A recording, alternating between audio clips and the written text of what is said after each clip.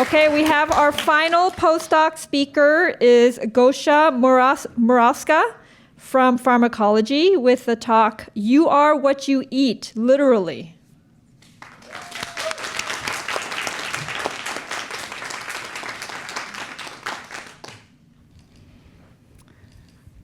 You are what you eat.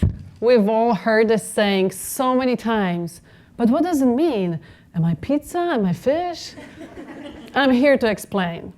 Our bodies are made of cells. If our body is a giant factory, then you can think of cells as individual rooms within.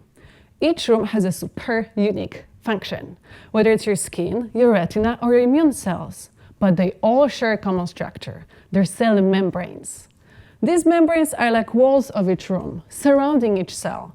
And just like walls in a building are made of bricks and cement, cell membranes are made of proteins, sugars, and my personal favorite, fats. Now, unlike the static walls, cell membranes are dynamic structures. The fats that comes from your diet got incorporated into the cell membranes. Once incorporated, they're here to stay. Unless they can be taken out by the group of enzymes that I study. To help you understand, I will introduce two members, the inflammatory enzymes and anti-inflammatory enzyme. In my research, I found out that the inflammatory enzyme specifically targets omega-6 fats in the cell membranes, turns it into pro-inflammatory molecules. Those molecules send a distress signal, calling immune cells to the site of infection or injury, kickstarting inflammation.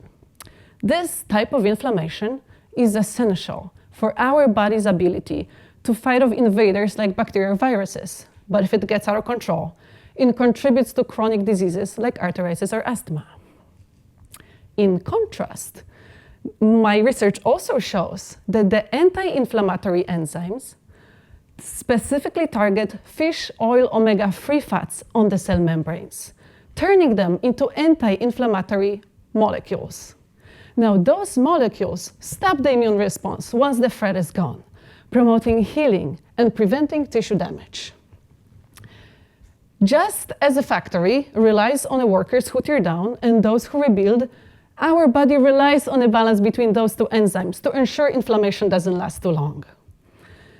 Imagine treatments that can selectively reduce harmful inflammation in chronic diseases, dramatically improving patients' quality of life.